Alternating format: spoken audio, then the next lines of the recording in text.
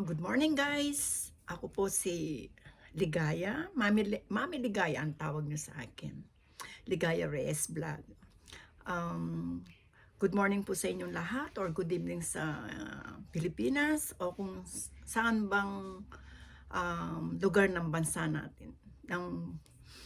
Um, Salamat po sa mga nagsusupport at nag-comments. At gusto ko rin pong i-shout out si John Cruz at saka si Annalyn David. Thank you sa mga tanong mo at kay Mami Lea Vlog. Nung unang topic ko po is yung ano ba ang paano ba ako nakapunta ng Canada, di po ba? No. Ngayon, ang topic po natin ngayon is, ano ba ang naging trabaho ko dito sa Canada? Nung pumunta pa ako dito sa Canada, ang naging trabaho ko is caregiver, tagapag-alaga po ng mga bata. Napunta ako sa isang probinsya po ng Canada, dito sa Barrie. Ang naging amo ko po doon ay isang Canadian at yung asawa niya is native, yung Indian po. Kasi dalawa pong klaseng ng mga Indiano. So, hindi ko po masabi na naging maganda ang buhay ko doon. At hindi ko rin po masabing hindi. Kumbaga, yung pong kasing naging buhay ko sa Hong Kong, it's much better kaysa dito. Kaysa naging unang amo ko po dito. Dahil yung mga amo ko sa Hong Kong is napakabait po talaga. As in, super bait, pati yung mga bata. Pero dito po kasi ang mga bata dito ay iba ang ugali nila. Ano po? Magkakaiba po ang mga tao kasi. So, kapag Biyernes ng hapon, yun po ang simula ng day off hanggang linggo po ng gabi. So, bali nagkikita kami ng kapatid ko, pumupunta po kami dito sa Toronto. Pero nagtagal po ako dito sa amo kong ito ng 1 year and 5 months. Pagdating ko po galing ng day off, sinalubong po nila ako. Ang sabi po nila, kung meron daw silang bad news at good news sa akin. So, tinanong ako ng babae kung ano ba ang bad news. Sabi ko, ang alam ko lang bad news is nawalan ako ng trabaho, which is true, ano po. Pero hindi po ako nalungkot dahil gusto ko talagang umalis sa kanila kasi parang hindi po kasi ako masaya sa naging trabaho ko po sa unang trabaho ko.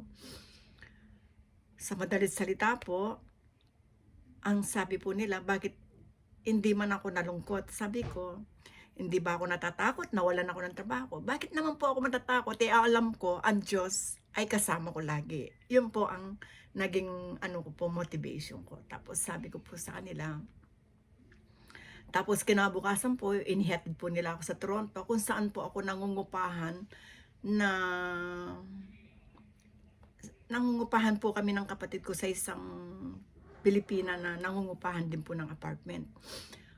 Nangungupahan po ako ng 100 per month. Kasi every weekend lang naman po kami natutulog doon. At that time po is, alam po ba niyo kung saan kami natutulog ng kapatid ko? Natutulog lang po kami sa sopa, hindi po sa kwarto. Nasa sopa lang po kami ng salas, doon po kami natutulog. Then, yun, pagkatapos po doon sa among yun, nagtrabaho po ako ng part-time hanggang sa makuha ko po yung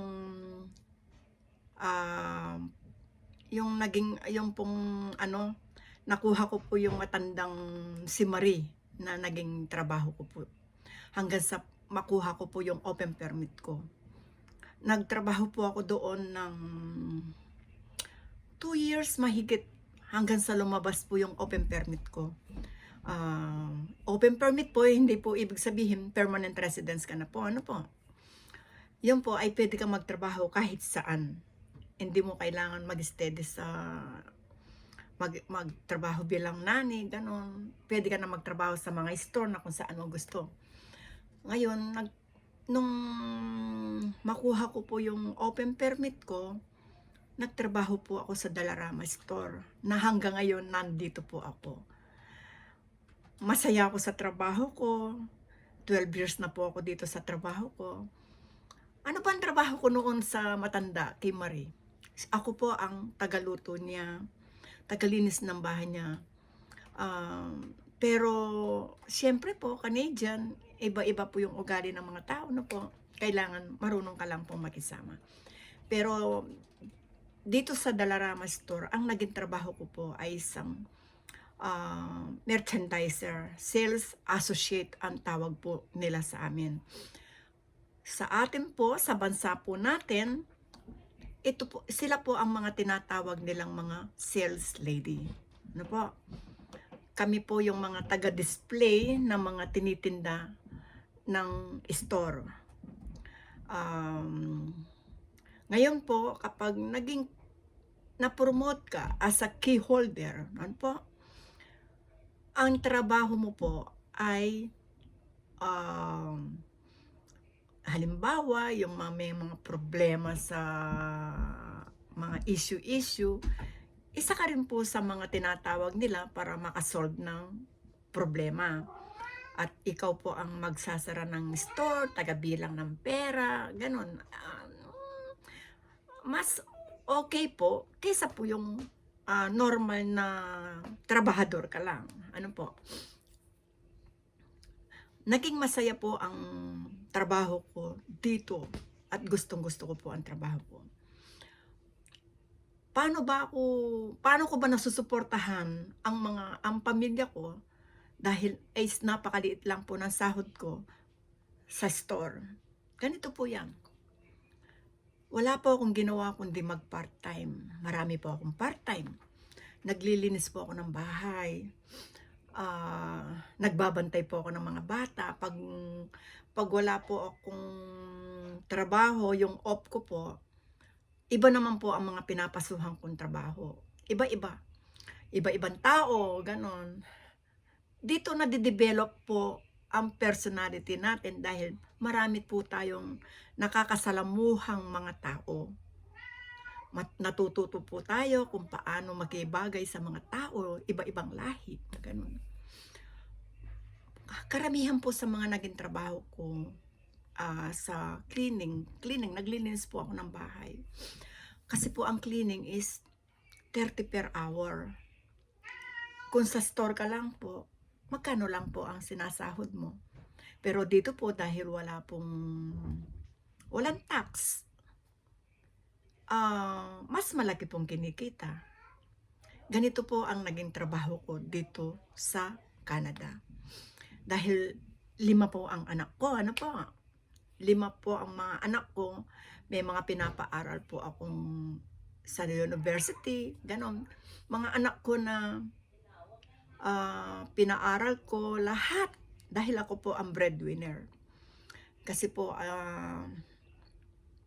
yung asawa ko may sakit noon, hindi siya makapagtrabaho. So ako lahat.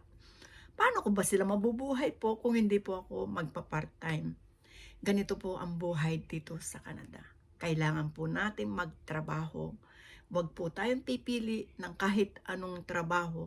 Ang importante po, marangal po ang trabaho natin.